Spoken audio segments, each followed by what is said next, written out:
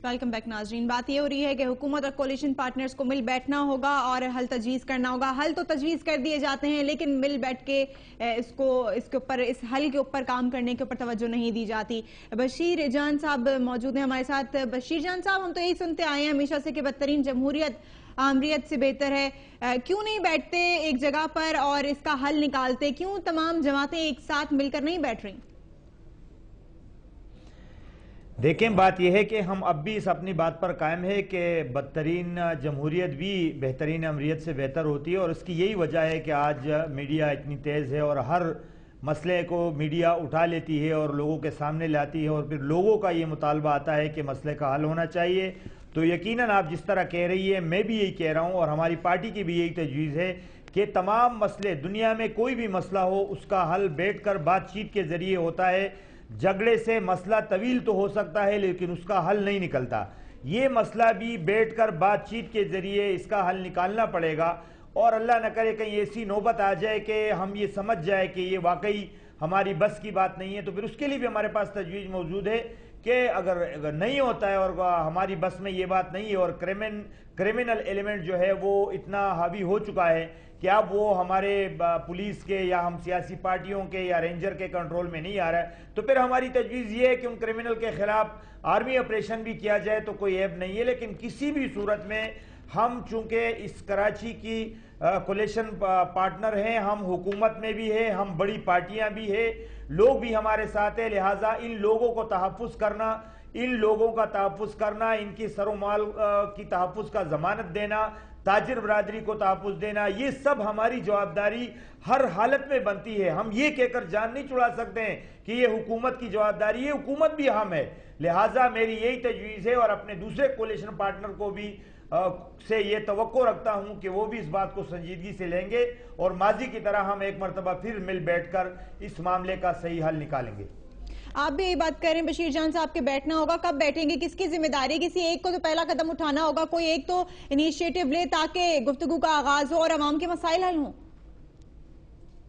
देखें जी, हमेशा ये कराची में कोई ये सूरत हाल 2-4 दिन की पैदा करता नहीं है, न 2-4 सालों की है, बल्कि काफ़ी अरसे से ये कशीदगी चली आ रही है। जो ज़्यादा अक्सरियत वाले होते हैं, जिनका ज़्यादा हिस्सा हुकूमत में है, जिनके पास इक़्तिदार का ज़्यादा हिस्सा है, हमेशा यही हुआ कि वही पहल करते हैं और हमारी तजवीज़ होती है और हम बाकायदा दावत देते हैं। पहले की तरह अब भी देखो, हम 3 कोलिशन पार्टनर ज़रूर है लेकिन हम हर पार्टनर का एक मखसूस हिस्सा है, कोई ज़्यादा है कोई कम है। लिहाजा जाहिर है जिनकी अक्सरियत ज़्यादा है, जिनके पास सीटें ज़्यादा है, जिनकी ताकत ज़्यादा है, हुकूमत में जिनकी वो ज़्यादा है, ये उनकी ड्यूटी बनती है। बहरहाल हम तैयार हैं, अगर नहीं हो सकेगा तो हम ही पहल करेंगे, लेकिन हम कम अज़ कम इस हक़ में है कि बैठ कर बात की जाए। हम जमहूरियत पसंद लोग हैं और अमन पसंद लोग हैं और अदम तशद्दुद पर यकीन रखते हैं। लिहाजा हम अपनी तरफ से ये तजवीज़ पेश करते हैं कि हमारे जो दूसरे कोलिशन पार्टनर है, माजी में भी इस तरह हुआ और अब भी हम बैठकर इस मामले का हल निकालेंगे, और हम अपनी तरफ से, अगर नहीं, हम अपनी तरफ से पूरी कोशिश कर रहे हैं और इंशाअल्लाह ज़रूर हम इस आगे बढ़ेंगे और इस कराची में पुरअमन माहौल कायम करेंगे। ठीक है, यास्मीन रहमान साहिबा से भी पूछ लेते हैं। यास्मीन रहमान साहिबा, आप पीपल्स पार्टी क्यों नहीं इकट्ठी कर रही है इकाइयों को तमाम एक जगह पर लेके, क्यों नहीं बैठ रही ताकि जल्द से जल्द हल निकाला जा सके? जी, मैं समझती हूँ कि सदर पाकिस्तान ने बहुत बार कराची के इशू पे कराची में ही मीटिंग्स बुलाई और बहुत ज़्यादा उन्होंने कहना चाहिए कि इस पे इनका जोर है कि इस चीज़ को हल किया जाए। और इसमें वज़ीर दाखिला साहब ने भी कल कहा कि हम सब पार्टीज़ को चाहते हैं कि ऑन बोर्ड लें। इसमें पहल करने की बात नहीं है, इन तमाम पार्टीज ने बैठना है, इन तमाम की जिम्मेदारी है, ये इलेक्टेड नुमाइंदे हैं, ये वहाँ बैठेंगे और कोई ऐसा नहीं कि हुकूमत कोई ख़ास तौर का एहतमाम करे। They should get together and resolve this issue. इसमें एक बात मैं कहती चलूँ कि फॉरेन एलिमेंट को रूल आउट नहीं किया जा सकता। जब मुल्क में या इस किस्म के मामलात होते हैं तो फॉरेन एलिमेंट तो फ़ायदा उठाता है। कराची को में अदम इस्तेकाम लाने का मतलब है कि पाकिस्तान में अदम इस्तेकाम होगा, खुदा ना खास्ता, क्योंकि ये हमारा इकोनॉमिक हब है। हमें एक नेशनल इंटरेस्ट के तौर पे इसको देखते हुए कोई भी पार्टी पहल कर ले, उसमें ये नहीं है कि ज़रूरी हुकूमत करे, लेकिन हुकूमत तैयार है। वज़ीर दाखिला साहब कराची में हैं, वो तैयार है कि बैठ के इसका बैठ के आपस में हल निकाले। ये इलेक्टेड नुमाइंदों की जिम्मेदारी है और इस जिम्मेदारी में ना इम्प्लीमेंट करना हुकूमत की जिम्मेदारी है। आसिफ हसनैन साहब से भी बात कर लेते हैं। आसिफ हसनैन साहब, आप बताइए आप क्या कहेंगे बशीर जान और यास्मीन रहमान साहिबा की बात के ऊपर मुख्तसर साहब। देखें, अभी आपने एक बात की जमहूरियत की जब बेसिक नर्सरी हम जो है वो बल्दियात को कहते हैं, लोकल गवर्नमेंट को कहते हैं, तो जमहूरी हुकूमत की ये जिम्मेदारी आयद होती थी कि वो फौरी तौर पे बल्दियाती इलेक्शन कराए ताकि इख्तियारात डिवॉल्व हों, अवाम की सतह तक जाएं।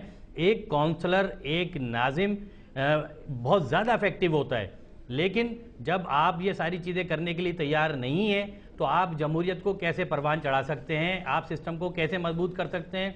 पाकिस्तान में पुलिस को और एजेंसियों पर जो पैसा खर्च हो रहा है, जब तक आप उस सारी चीज़ों को नहीं मॉनिटरिंग करेंगे, उसकी कैसे चीज़ों को जो है आपकी समझ में आएगी। फिर जो क्रिमिनल एलिमेंट है, अगर वो आज़ाद छोड़ देंगे, उनको सजाएं नहीं होंगी, उनकी गिरफ्तारी नहीं होंगी, जिन पर 17 FIR कत्ल की कटियों और वो घरों में घुस के लोगों को मार रहे हो, रोडों पे खड़े होकर फायरिंग कर रहे हो, कैमरे की आंख दिखा रही हो। अब दहशत गर्दों को कैमरे की आंख वादे तौर पर दिखा रही है, मीडिया वादे तौर पर दिखा रहा है। किसने रोका? आसिफ साहब, बशीर जान से भी बात कर लेते हैं, उनसे भी जान लेते हैं उनका मौक़िफ़। बशीर जान साहब, आप इसके ऊपर क्या कहेंगे आसिफ हसनैन की बात पर? जी, दोबारा सवाल करें। ये जानना चाह रही हूँ कि आप आसिफ हसनैन साहब की बात के ऊपर क्या कहना चाहेंगे बशीर जान साहब? देखिए जी, मैं इस पे कुछ नहीं कहूंगा, वो उनकी अपनी मर्जी है, उनकी पार्टी है और जो तजवीज़ पेश करे। हम तो यही कह रहे हैं कि बुनियादी वजह यही है कि कराची की बदअमनी जो है, इसके पसे पर्दा कुछ ऐसे मामलात होते हैं, मिसाल के तौर पर जैसे आसिफ हसनैन साहब ने कहा कि भाई बल्दियाती इलेक्शन होने चाहिए, या मिसाल क्रिमिनल की गिरफ्तारी होनी चाहिए। ऐसी बातें हैं कि इससे कोई इनकार नहीं कर सकता।